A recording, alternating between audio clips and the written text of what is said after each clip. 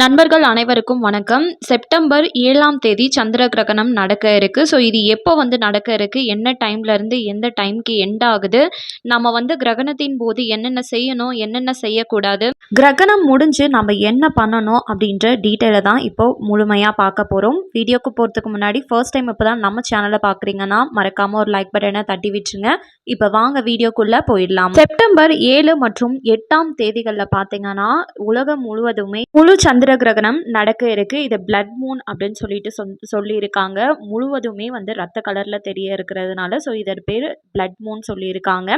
இது ஐரோப்பா, ஆப்பிரிக்கா, நம்மளோட India, Australia முழுவதுமே தெரியும் அப்படின்னும், உலக மக்கள் தொகையில் கிட்டத்தட்ட 85 பேருக்கு இது தெரியும் அப்படின்னும் சொல்லியிருக்காங்க. இந்த சந்திர கிரகணம் இரவு 8:58க்கு தொடங்கி 8ஆம் தேதி அதிகாலை காலை 2:25 முடிவடையும். இந்த முழுமை நிலை பார்த்தீங்கன்னா கிட்டத்தட்ட 82 நிமிடங்கள் நீடிக்கும் அப்படின்றதையும் சொல்லியிருக்காங்க. இப்போ மிதுனம், துலாம், மகரம், கும்பம், மீனம் இந்த ராசிகள்லாம் ரொம்ப கவனமுடன் இருக்கணும் அப்படின்னும், இந்த குறிப்பிட்ட கிரகணத்தின் போது உங்க மனதிற்கு பிடித்த தெய்வங்களை நினைச்சு ஜபம் இல்லைன்னா தியானம் செய்யலாம். கிரகணம் நடைபெற சமயத்துல கிரகண அலைகள் நம்மளை தாக்காம இருக்கிறதுக்காக வீட்டை விட்டு வெளியே செல்லாம இருக்கிறது ரொம்பவே நல்லது. முக்கியமா உங்க வீட்டுல குழந்தைகள், கர்ப்பிணி பெண்கள் இருக்காங்க அப்படின்னா வீட்டை விட்டு வெளியே செல்லாம இருக்கிறது ரொம்ப நல்லது. இந்த கிரகண நேரத்துக்கு 1 மணி நேரத்துக்கு முன்னாடியே வீட்டுல சமைச்சு சாப்பிட்டுட்டு மீதம் ஏதாச்சும் சாப்பாடு மீறுது அப்படின்னா அதுல தர்பை புல்